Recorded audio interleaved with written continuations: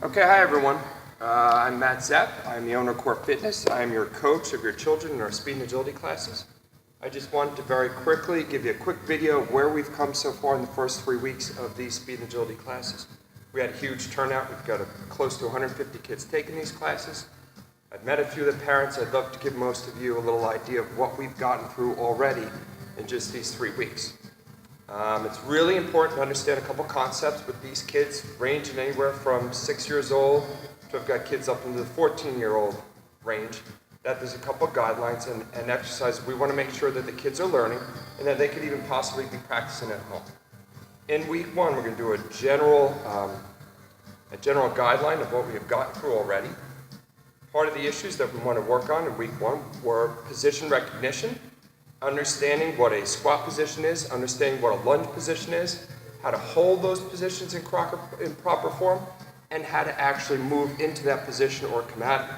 For a really good example, before kids, as far as I'm concerned, before they should even be involved in any kind of high velocity sports, running fast, changing direction quickly, they have to be able to recognize how to change levels. And there's really only 2 ways and 2 positions that you can get into to change levels. That's some version of a squat, where we lower our hips, or some version of a lunge, where we lower our hips. And for these kids to really remain safe in these sports, they need to understand and be really, really good at getting into these positions. So in week 1, we practice doing squat position holds, where we get into a really good low hip position, toes in line with the knees, and learn how to keep our backs nice and flat. So what I like to do with them is we go elbows into the middle of their thighs, lift their chin up, and we will hold this position as I walk around and make sure their backs get out of this and get into this.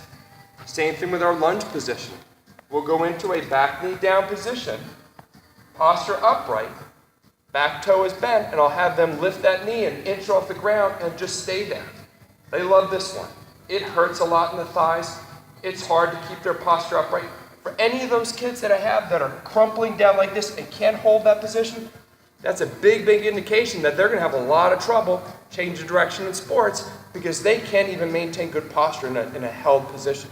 So in week 1, in week 2, and week 3, we're using these 2 specific movements just to, or I should say stability holds, to get them used to finding the proper position in each one of those.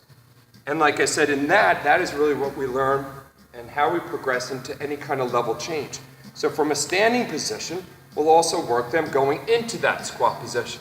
Again, keeping good form. Or in a staggered stance, how to drop down into that position without losing your posture. So in week 1, we have gone over this position recognition and how to change levels in that. Again, that's huge in injury prevention.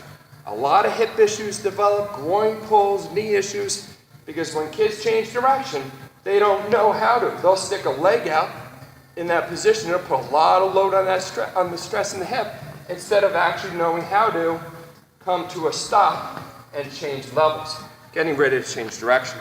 In addition to that, in week 1, we've done a lot of very basic mobility drills, very simple, and the kids will get tired of hearing me say it.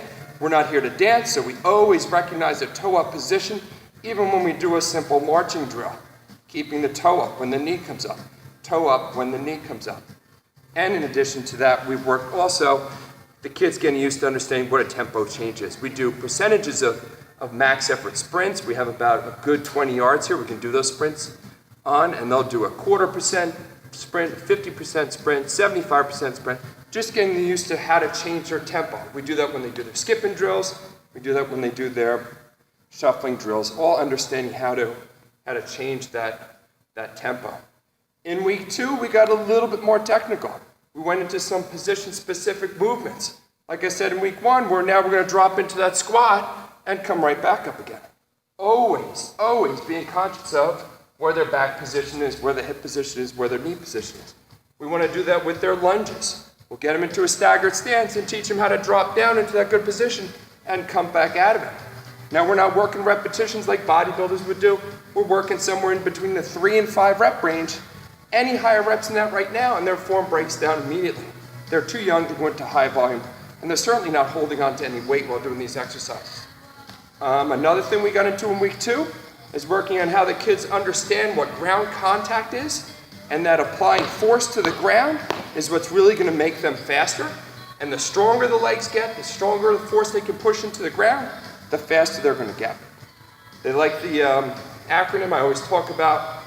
It's not really an acronym, but a step on attack type reaction is it gives them a visualization that if you're to step on attack, you're going to pull your foot up immediately. It's that stretch reflex we like to use as a concept on how quick that foot should be when we're touching the ground. High force, but immediate release off the ground, like stepping on attack. In week 2, we also start to get into multitasking, trying to combine some of these skills. How do they actually start to move into a lunge position where they would stop and learn how to decelerate? We could shuffle into a squat position and learn how to move into some kind of change of level. Because again, if they don't understand how to change levels and they can't physically accomplish it in here, they're going to try and do it on the field, and they're going to get injured or start to strain muscles in trying to do that because they don't understand or have not learned yet the concept on how to change levels. So that was basically week 2. And now as we just finished up week 3 and we're moving into week 4, our mobility drills get a little bit more technical. In the beginning, we learned how to just swing a leg in place. As we're moving into week 3, we're doing a higher leg swing, or we're adding some component of internal-external rotation just to warm up the hips and wake up the hips and get the kids to recognize that there's other movements involved than just a forward moving plane. With that, we also amped up the skill performance a little bit, and we're trying to get the kids to start to understand, now that they're in week 3, how to take some of these skills and bring it into some form of performance. So our skills on the floor start to look a little bit more like what they would be doing on the soccer field. In addition to that, our deceleration work has become a little bit more advanced, and in saying that, again, we're moving, whether it's a walk into a stop, we may stop and now have them walk backwards into a stop. We want to get the kids used to understanding that we're not just squatting. We're squatting for a reason. If I'm going to shuffle sideways and change direction, I need to lower my levels. The kids also learn how, when we change direction, that the knees are going to want to turn the direction we want to go in. So a really good example of this is a very simple hop to my right. I'm going to hop to my right, but keep my knees slightly turned to my left because I know I'm going to be changing that direction, or I want to be going in that direction.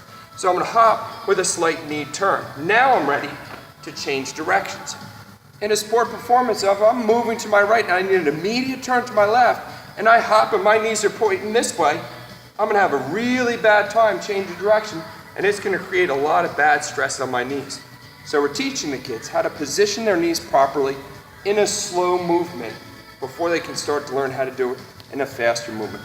And all this is related to deceleration and eventually acceleration type training, where we're going to get these kids to learn how to do things a little bit faster, how to change direction properly and safely. Again, that's a really fast cap on what we've been learning how to do, some of the skills that we're doing. The kids are doing wonderful. Please give me a call if you ever have any questions, 732-671-4030. And a quick cap again, I'll give you a picture of it.